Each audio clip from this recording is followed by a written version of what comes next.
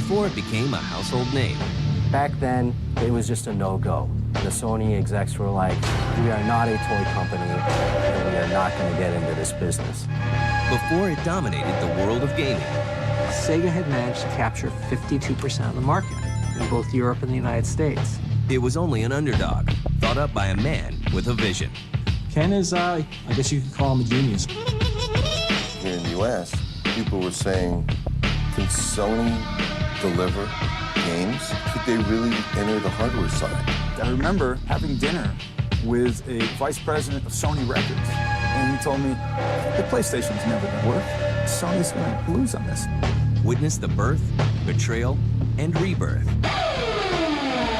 of the video game console that changed the world. Sony revolutionized the industry. It's that simple. This is the history of the PlayStation.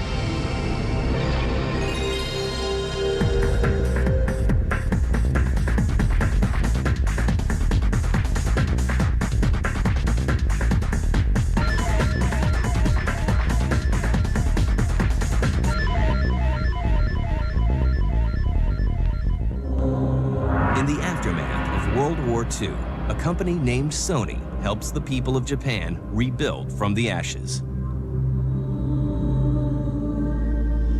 Sony is a classic post-World War II success story in Japan. They started making cassette recording machines. They created a small cassette player that played back and recorded stuff off the bat, and that was the beginning of Sony Electronics. Innovative products such as the Walkman helped Sony become one of the most successful electronics companies in the world. Well, whenever people talk about Sony, a lot of people think about the Walkman. The Walkman was definitely Sony's first consumer product that really exploded. It was the portability of music, and everyone walked around with headphones. They really revolutionized the idea of portable music listening. As Sony gains more and more ground in the consumer electronics world, the video game industry grows by leaps and bounds. And by the early 1990s, the war for gamers' dollars is red hot. Sega and Nintendo are really dueling in the West. Sega had managed to capture 52% of the market in both Europe and the United States. Sega was more innovative at the time. They were always willing to take more chances. Sega was coming out with 70, 80 games of its own per year. The strategy at Nintendo was, let's hold on for the next Miyamoto game. Nintendo pays close attention when Sega unveils its latest technological advancement. So Sega came out with the Sega CD. All of a sudden, games were going to be huge. They could be 600 megabytes of information. To meet the Sega CD threat, Nintendo turns to Sony. Nintendo wanted a partner, so they went to Sony, which of course was a huge, successful company. Sony may not have been a video game company per se, but the Super NES used a Sony stereo chip for its sound. Sony was certainly, in its own way, a player in the video game industry in a small way. So it was a race. Nintendo knew that CD-ROM technology was the way to go. The original concept was a peripheral CD drive for the Super Nintendo that would be sold by Nintendo, and a combined unit which would be called PlayStation, which was the console and the CD drive together, which would be sold by Sony. Sony brought in an engineer named Ken Kutaragi. Well, when you talk about the PlayStation, you just have to talk about Ken Kutaragi, who is considered the father of PlayStation. He came in to Sony in 1975. Right off the bat, he was considered to be kind of a brash engineer. He was very feisty and had a lot of ideas. He struck me immediately as a very forceful character. He had a clarity of thought and insight, which I think was, I still think to this day, is very rare. He clearly is a visionary. Very dynamic, very energetic, full of ideas, and very creative. He's known to be a fantastic engineer and a brilliant person on the engineering and technical side, but that's just the half of it. I met Ken Kutaragi once. It was not like you were looking at an executive who was buttoned up. You were looking at a guy who was in the trench, who was clearly an engineering mind and was resolving problems. He's an impressive mind, and he's achieved impressive things. The idea of working on a video game console is nothing new to Kutaragi.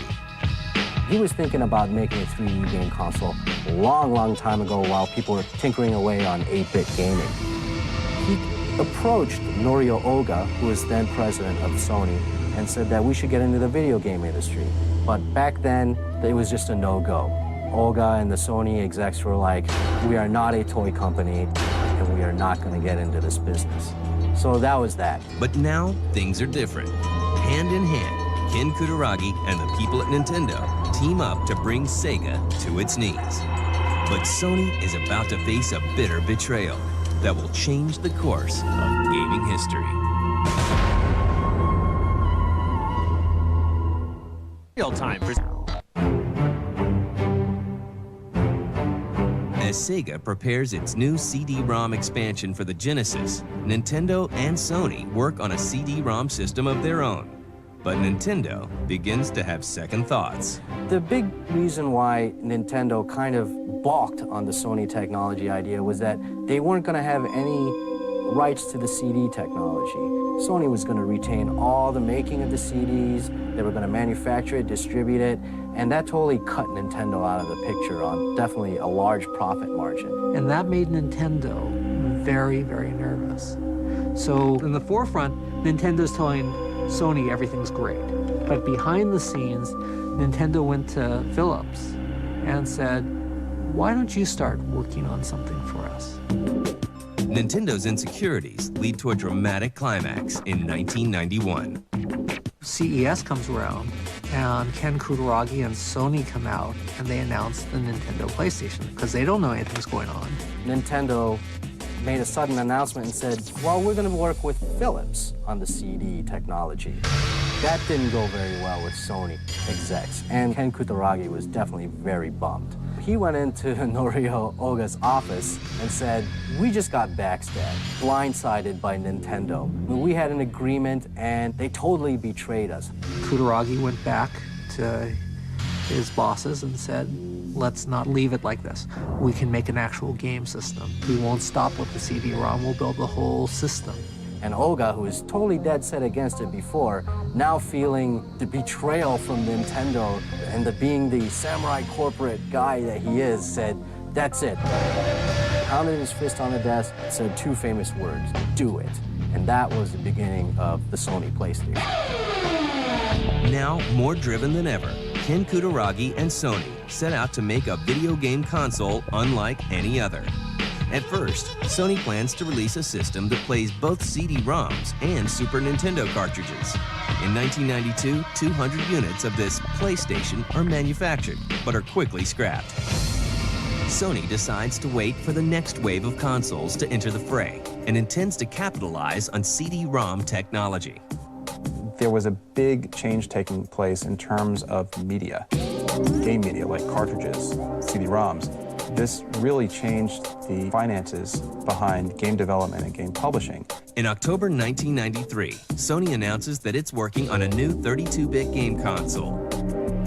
The name of this new system is the PlayStation X, or PSX. The CPU for this console will be designed by Ken Kutaragi himself.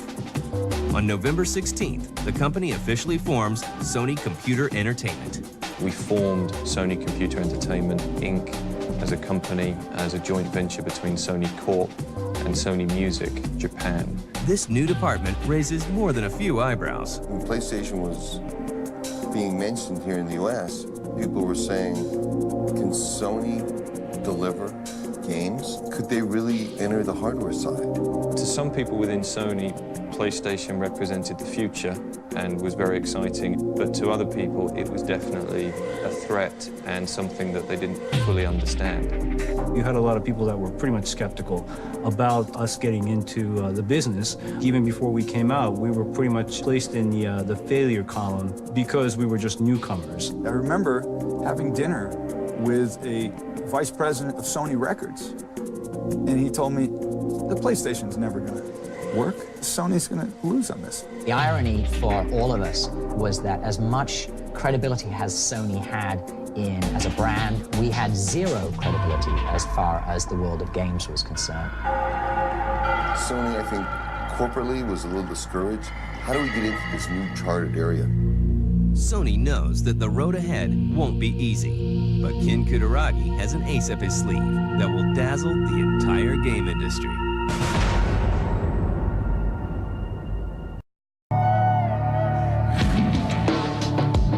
Sony Computer Entertainment goes full bore into the development of the PlayStation, it becomes clear that this will be a console unlike any other. The biggest feature of PlayStation was going to be the real-time 3D graphics technology. At the time, the PlayStation was a faster console than anything out in the market. It could push more polygons. It gave developers a larger toolbox to work with than any of the competing consoles. And of course, it used CD-ROMs. After watching the failure of systems like the 3DO very closely, Sony realizes that processing power alone isn't enough to come out on top in the world of video games. We looked at the business models of all of the companies that have been in the space or tried to get in the space, and we asked ourselves, could we do this better? The biggest problem that we had was that the market in 1993 was dominated by Sega and Nintendo. They pretty much had it sewn up between them. So any new entrant into the market had to do something pretty dramatic and pretty special. Sure, we had the system, sure, we had the hardware, but it doesn't mean anything unless you have games. Nintendo already had Miyamoto, and he was a genius. Sega, they already had their arcade games, but Sony, what do they have? They don't have a genius developer or arcade games they're making, so they had to find software somewhere. We knew that in order to be successful, we had to capture the hearts and minds of the developers and the publishers equally. So what they did was they went on a very aggressive campaign to all the developers to... If Sony had not brought hardware to the video game industry, I think the industry would be a lot smaller than it is right now. Enough to really differentiate this system and show that it was a 3D-based system, and it really blew everybody away. But at first, a lot of developers were dead set against it, mainly because it was high technology, it was 3D, and a lot of game companies were still making 2D games, and they said that's going to be so expensive to make 3D games, no way we can afford it, and it's going to be very hard. Fight one! Ready? Go! One game that changed it and helped Sony, ironically, was Virtua Fighter.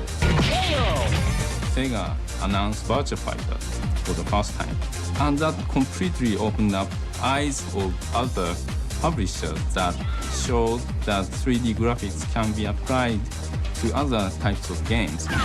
All of a sudden, it was a leap. I couldn't keep up with enough of the companies that were coming to us, that were asking us, can we do this? Is it possible to do this? Everybody wanted to work on the system. Sony does everything it can to round up third-party developers to support the PlayStation and is able to sign 250 in Japan alone. The first task for me was managing the third-party departments to recruit and help support third parties like Namco. My target was to get as many publishers and many popular title franchises to become available on PlayStation. Sony also spends $48 million to purchase Psygnosis, the European developer behind Lemmings, and changes its name to Sony Interactive Entertainment. In December of 1994, Sony releases the PlayStation, now without an X, in Japan. The success in Japan was almost instantaneous. Another 3 months to get to the million mark in Japan. And I remember the then chairman of Nintendo saying that if we ever got to 1 million units, he would resign because he clearly knew nothing about the games business. It took him a few more years to actually get around to it, but I thought it was a great statement. The next step is ensuring a successful launch in the US and Europe. To pull this off, Sony spares no expense. The Japanese giant spends a rumored $4 million for a booth at E3 in 1995. Sony also kicks off a huge marketing blitz to raise awareness for the PlayStation. The marketing strategy was very clearly defined from the beginning that we needed to appeal to an older, more sophisticated audience. We also had a very smart bunch of people in our marketing department who recognized that everybody really wants to be 19. If you're 12, you want to be 19. If you're 25, you really want to be 19 again. And so what they did was they targeted 19 as the communication tone of voice. Another thing that I think was really key to establishing that credibility for us was the idea that gamers wanted to work a bit harder at deciphering messages, you know, teasing a date like 9/9/95, playing with Enos, which was essentially Sony spelled backwards. Sony was saying games are a lifestyle, and we're going to promote and work it from a lifestyle perspective. We very deliberately stayed away from making SONY, the Sony brand, a big part of the communications message. The initial tagline of "You are not ready" was the first big step that we took in saying, this is not your parents' Sony brand. With this new mindset, Sony sets out to conquer the United States.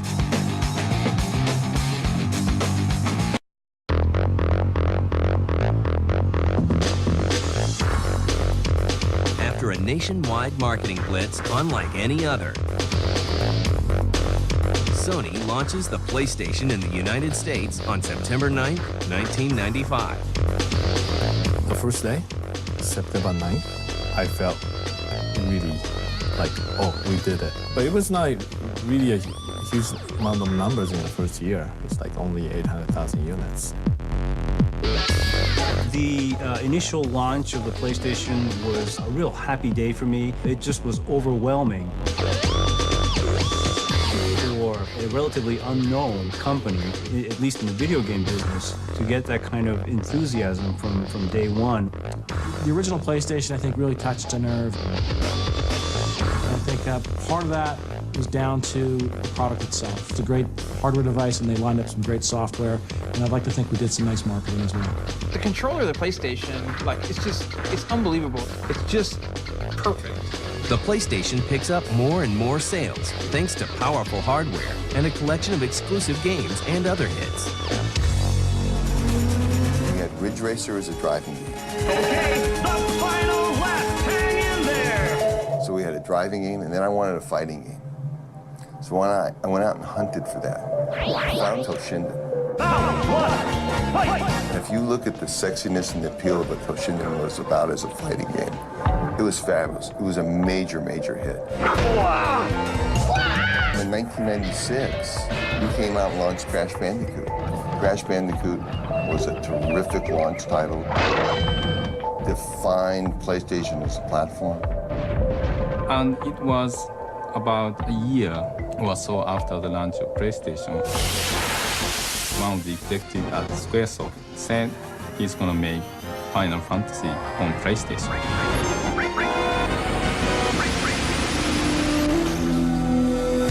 At that point, I felt that all the tides will change. The PlayStation proves to be a juggernaut that plows through all competition. The Saturn launched before PlayStation in 1995, which was the wrong time to launch. Also at a very expensive price point. I believe it launched at $399 versus $299. The PlayStation launched and did not have very good games.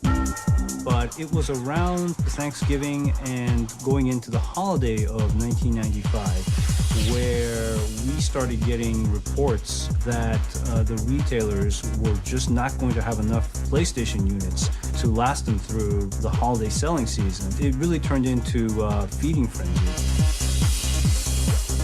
The success of the PlayStation goes beyond even Sony's expectations.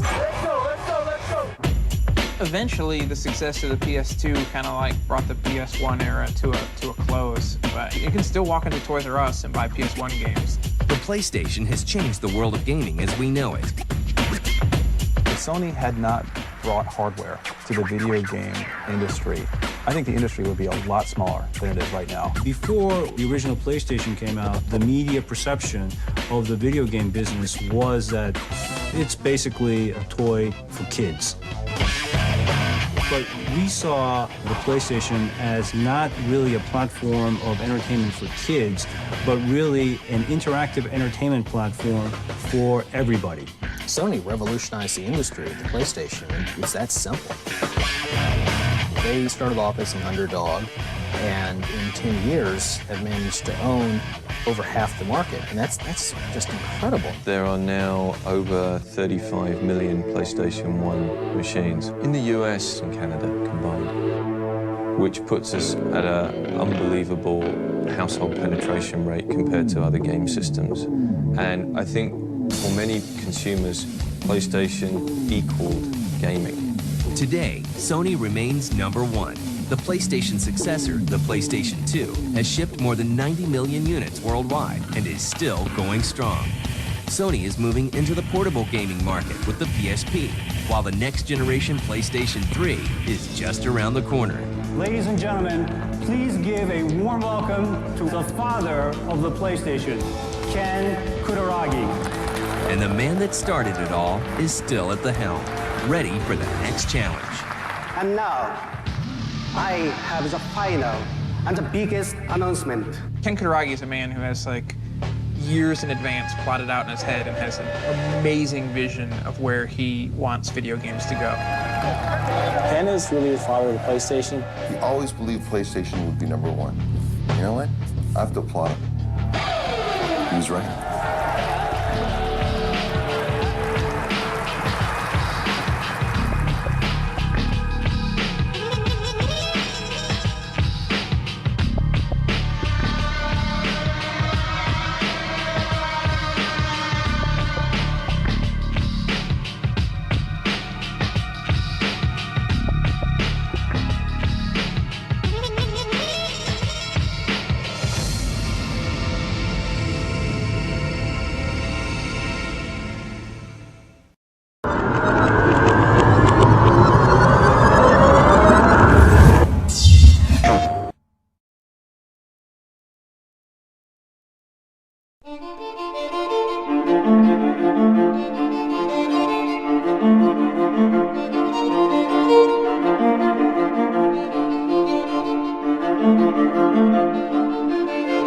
When we were launching the original PlayStation, the world was betting against us. PlayStation meant nothing in March of 1995 to most consumers. It had no brand, it had no shelf space, it had no consumers that owned the hardware. Back then, we were predicted to fail. I go back to the early days of PlayStation, and people even doubted the name PlayStation internally, like, PlayStation, what does that mean? And people said, okay, I know Sony from TVs, but what do they know about video games? And how could Sony, who knows nothing about video games, possibly compete with Nintendo and Sega? And we were going up against some very formidable competition in Nintendo and Sega. And to be honest, that became very motivating for the people who worked here, and we were determined to prove people wrong.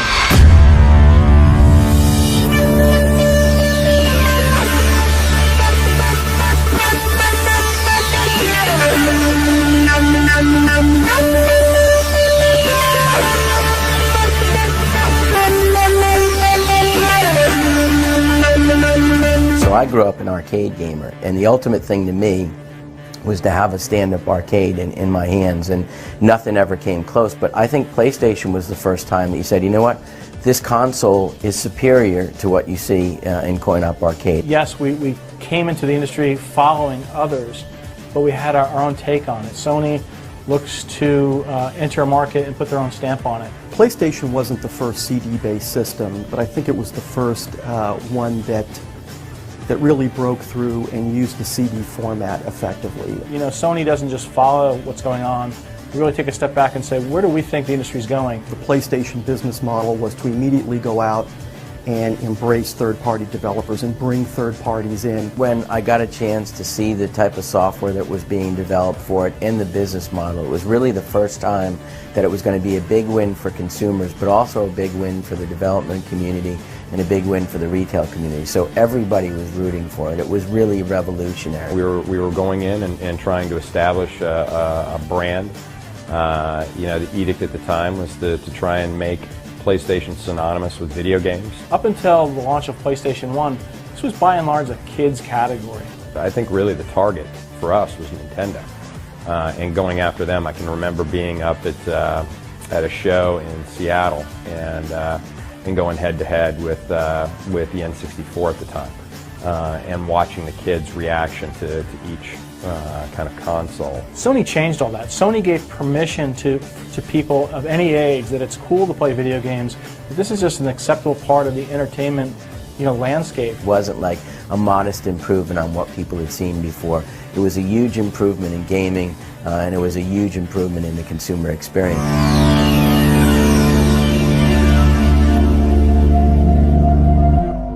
The controller was a defining part of the success of PlayStation.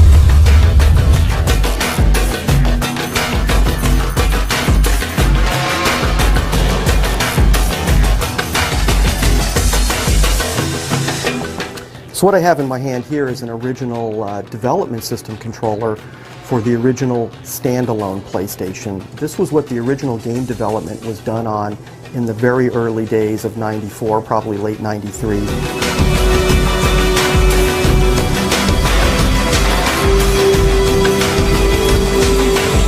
They really weren't accepted by the PlayStation team. What they really settled upon and were insistent on was a design made by this famous industrial designer by the name of Goto-san. And it was the handle design, the one that just fits perfectly in your hand, and I think really contributes to the great success that PlayStation had.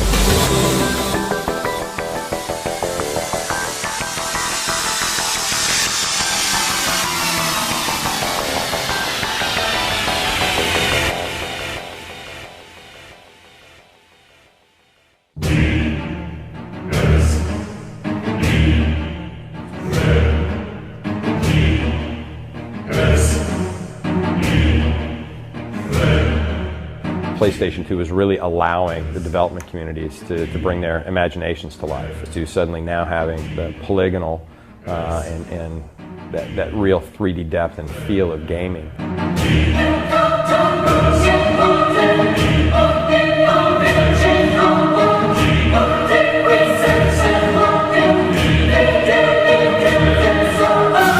Something you could relate to. It was characters that looked like people and moved like people. Sony's a market-leading brand, and PlayStation has now established its place in game industry lore.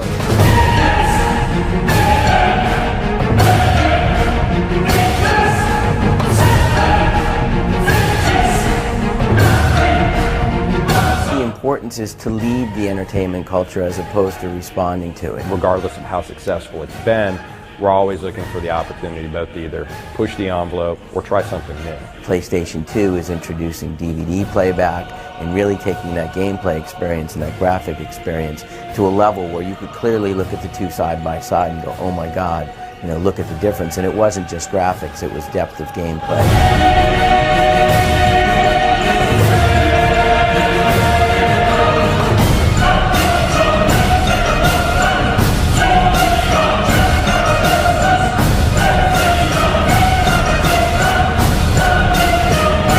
PlayStation 2 was even more dominant than the original PlayStation, and that, to me, was probably the most amazing accomplishment that we've had.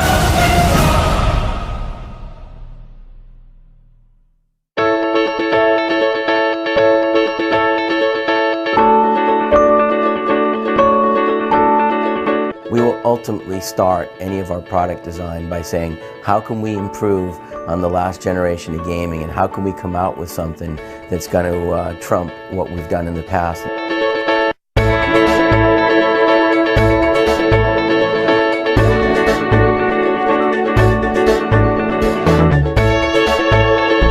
We're the only company to have 10-year product life cycles and visions for where this industry will be, not tomorrow, but 10 years from tomorrow.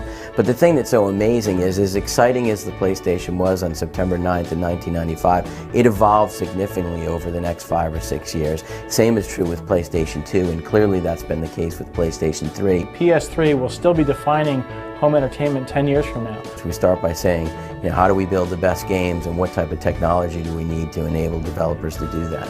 This product is going to stand the test of time and will be the dominant machine sitting next to the television for the next 10 years.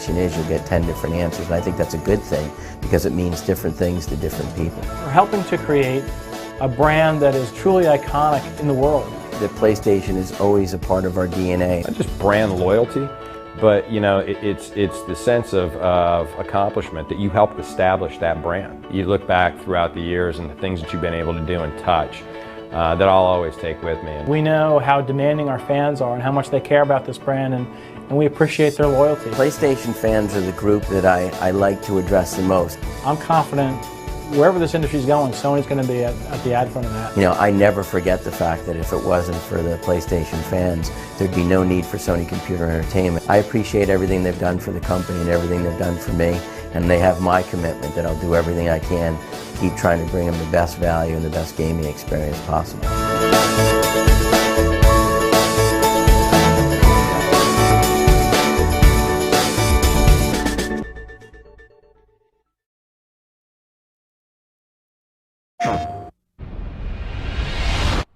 In my mind, I never thought I'd see the end of time. It's just not that bad, we're having more fun than we ever had.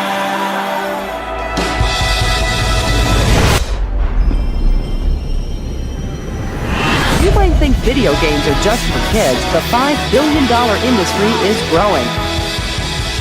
Can you drop a DualShock down here right away? Have a play. Wow, cool.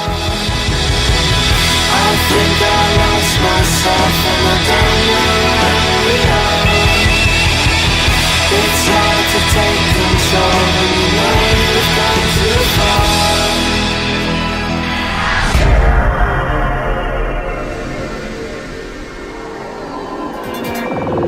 So as the clock strikes 12 o'clock, you know, the consumers will be able to come in and pick up their PlayStation 2s.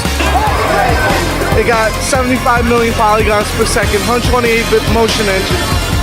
It's gonna revolutionize gaming, period. It is a privilege that both PlayStation and PlayStation 2 have become the absolute #1 platform in the world.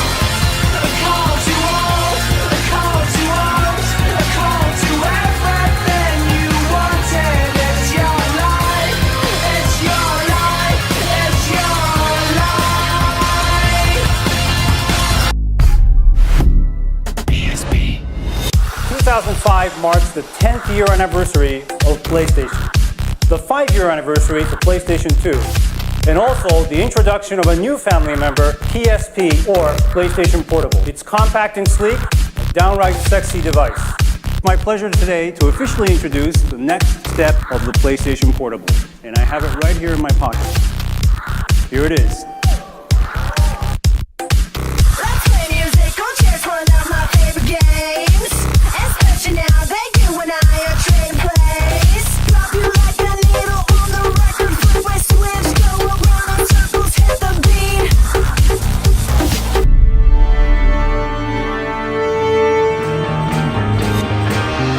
This is PlayStation 3.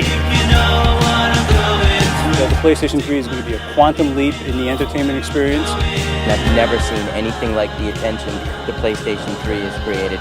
Bigger crowds than we've ever had, more excitement than we've ever had, just tremendously exciting. To see all the loyal fans out there makes you realize that you clearly have the coolest job in the world.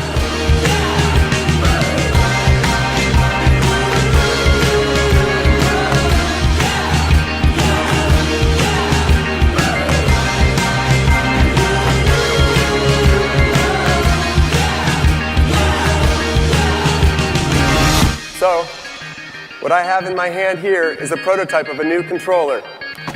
There we go.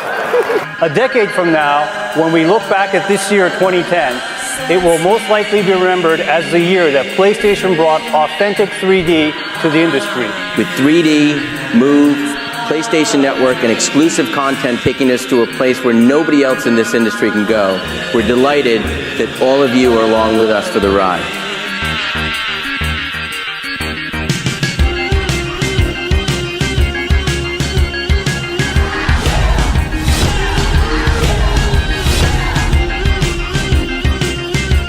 Our secret weapon today, as it's always been, are the loyal PlayStation fans.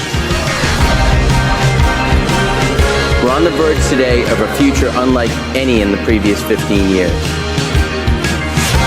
And for us, any product carrying the PlayStation brand has a lot to live up to.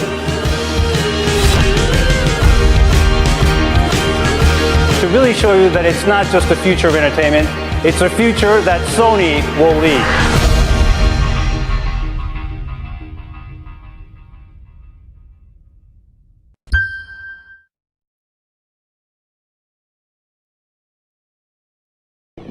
E3 is America's largest trade show dedicated to the video game industry. You might have read about it in gaming magazines and maybe even seen a few pictures. But now, through the use of time-lapse photography, the Underground takes you for a quick look inside E3 and the making of Sony's outrageous booth from the ground up.